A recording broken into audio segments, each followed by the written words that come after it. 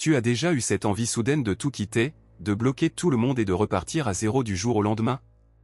Tu te dis peut-être que c'est une décision de foi, une manière de remettre ton sort entre les mains d'Allah. Mais dis-moi la vérité, est-ce vraiment de la confiance, ou juste de la peur sous un masque religieux? Il est tellement facile de confondre le lâcher-prise spirituel et la fuite en avant. Quand les épreuves s'accumulent ou que l'angoisse te compresse la poitrine, le premier réflexe de l'âme est de chercher l'échappatoire.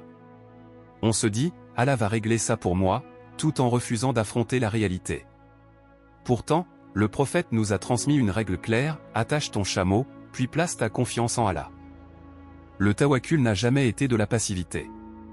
Fuir un problème sans avoir épuisé les moyens légitimes, c'est comme sauter dans un océan déchaîné sans savoir nager en espérant qu'un bateau vienne te sauver sans effort. Le croyant ne fuit pas la bataille que son Seigneur lui demande de traverser. Il l'affronte avec les causes terrestres, tout en gardant son cœur fermement rattaché au Créateur. Combien d'entre nous accusent le mauvais œil ou une atteinte spirituelle dès qu'une difficulté persiste dans leur vie? Certes, le hasad et le sihir sont des réalités, et le Coran contient toutes les guérisons. Mais parfois, le diable profite de notre faiblesse pour nous persuader que tout vient de l'extérieur, afin que nous n'assumions jamais nos propres choix et nos responsabilités. Regarde la vie des vertueux.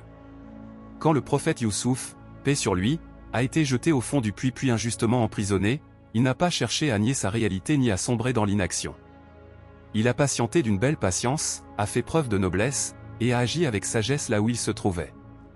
L'épreuve n'était pas un mur pour le bloquer, mais un chemin sculpté pour l'élever. La grande différence entre fuir et s'en remettre à Allah réside dans l'état de ton cœur. Celui qui fuit emporte son anxiété et sa rancœur avec lui, il change de décor, mais son intérieur demeure tourmenté.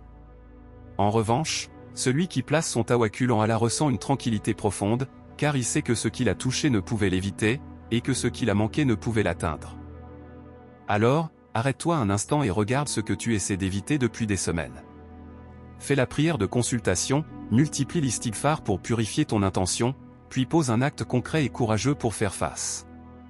Ne laisse pas l'illusion de la facilité te priver des bénédictions cachées derrière ton épreuve. Avance la tête haute, en sachant qu'Allah est avec ceux qui patientent. L'épreuve que tu traverses aujourd'hui n'est peut-être pas là pour te briser, mais pour te rapprocher du Tout-Puissant. Y a-t-il une situation précise dans ta vie que tu évitais et que tu te sens prêt à affronter après ce rappel?